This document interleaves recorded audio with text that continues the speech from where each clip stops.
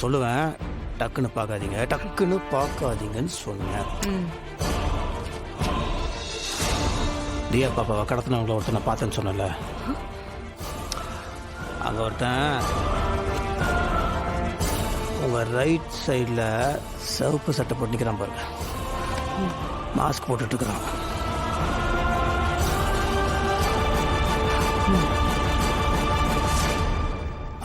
அவன் தான் அந்த ஆள். மேடம் அங்கே தானே நிற்கிறான். நான் என்ன சொல்கிறேன்,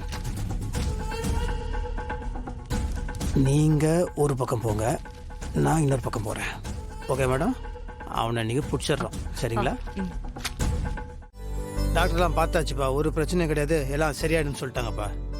அது ட்ரீட்மெண்ட், இது டெஸ்ட்டு அதெல்லாம் நான் பண்ணாங்க, அதெல்லாம் வந்து நல்லபடியாக முடிஞ்சிடுச்சு. இன்னும் ஒரு வருஷத்துக்குள்ளே நம்ம வீட்டில் ஒரு குட்டி பாப்பா இருக்குன்னு டாக்டர் சொல்லிட்டாங்க. நானும் டாக்டர்கிட்ட பேசினேன், அவங்களும் அப்படிதான் சொன்னாங்க. ஆக வேண்டியதை பாருமா. டாக்டர் என்ன சொன்னாங்களோ அதை ஒண்ணு விடாம ஃபாலோ பண்ணணும், புரியுதா? சரிப்பா.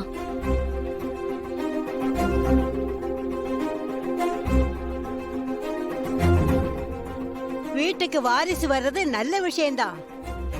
அப்பவாச்சும் உன் புருஷன் திருந்தி மனுஷன் ஆவானா?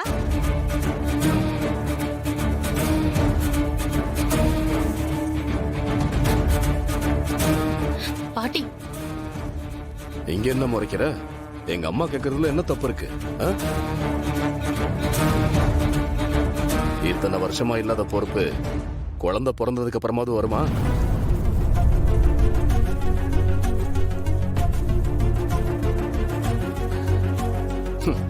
சில பேர் குழந்தை பிறந்ததுக்கு அப்புறமாவும் ஊதாரியா தான் சுத்திக்கிட்டு இருப்பாங்க.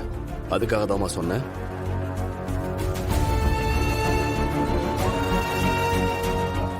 ஏங்க விடுங்க. விட்டுட்டு தானே இருக்கேன். முன்னாடியே இறுக்கி பிடிச்சிருந்தா என் பொண்ணு வாழ்க்கையாவது நல்லா இருந்திருக்கும். இத்தனை நாள் விட்டதுனால தானே இன்னைக்கு இந்த நிலைமையில வந்து நிக்கிறா. இப்பவும் ஒன்னும் பிரச்சனை இல்ல, என்னால எதுவும் முடியல, சம்பாதிக்க வழி இல்லைன்னு சரண்டர் ஆக சொல்லு.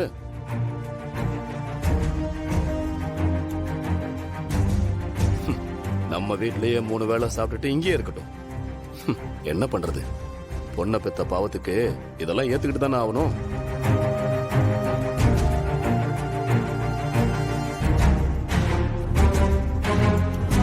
அப்பா, என்னதான் இருந்தாலும் அவர் நம்ம வீட்டோட மாப்பிள்ளப்பா. அவரை போய் இப்படி அப்படியாவது ரோஷம் வருதான்னு பாக்குறேன்டா. வர மாட்டேங்குது.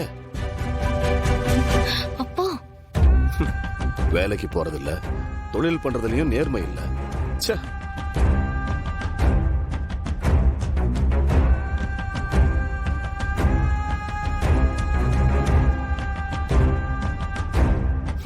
என்ன தீபா, தேடி தேடி போய் ஒரு பாழுங்கணத்துல குதிச்சிருக்கியம்மா. நீ படிச்ச படிப்பு இதுக்கு கூட உனக்கு உதவலையே. டேய் விடுறா. பொண்டாட்டியோட செக்கப்புக்கு கூட போகாம ஊர் சுத்துறவங்க கிட்ட போய் அட்வைஸ் பண்ணிட்டு இருக்க.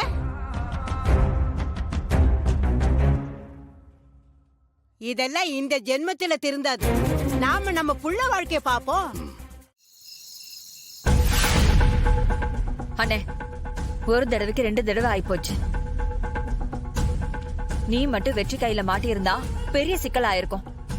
நீ தானே முன்ன வர சொன்ன. அவன் வரமாட்டான்னு நினைச்சு சொன்னேன்னா வந்துட்டானே. இங்க பாருண்ணே, இதுக்கு மேல நீ இந்த ஊர்ல இருக்க கூடாதுண்ணே. நான் கூப்பிடுற வரைக்கும் வேற எங்கேயாச்சும் போயிரு. அப்படியே போன் நம்பரையும் மாத்திட்டு எனக்கு ஒரு மிஸ்டு கால் மட்டும் கொடு. டைம் கிடைக்கும் போது நானே உனக்கு கால் பண்றேன். அப்புறம் நானே கூப்பிடுற வரைக்கும் சைலண்டா அந்த புது இடத்துலயே இரு. எந்த சிச்சுவேஷன்லயும் நீ வெளியில வந்துடாத. சரி மீனா, நீ சொல்ற மாதிரி நான் செய்யறேன். இதெல்லாம் சின்ன சின்ன பிரச்சனை மீனா, இதுக்கெல்லாம் நீ பயப்படாத. நாம நினைச்சது நடக்கணும்னா ஒரு சில ஆபத்தெல்லாம் தாண்டிதான் ஆகணும். நான் அதுக்காக எல்லாம் பயப்படலண்ணே. இந்த திட்டத்தை முடிக்கிற வரைக்கும் நாம எங்கேயும் யார்கிட்டயும் மாட்டிக்க கூடாது. நாம மாட்டிக்கிட்டா பிளான் மொத்தமும் காலி ஆயிடும். ஆமா, அந்த ஈஸ்வரமூர்த்தி குடும்பத்துல ஒருத்தர் கூட நிம்மதியாவே இருக்க கூடாது. இந்த எண்ணம் நமக்கு எப்பவுமே மாறக்கூடாதுன்னு. இப்போதைக்கு நீ தலைமறைவா இரு. எனக்கு தேவை இருக்கும்போது நான் உன்னை கூப்பிடுறேன். அப்ப நீ வந்தா போதும். சரி மீனா. அந்த வெற்றி இதோட ஓய மாட்டானே. அவ எல்லா இடங்கள்லயும் சலடை போட்டு தேடிட்டு இருப்பான். அவன் கண்ணையும் சரி, அவன் ஆளுங்க கண்ணையும் சரி, நீ மாட்டவே கூடாது. உன்னோட லுக்கவே மாத்திக்கோனே. சரிம்மா.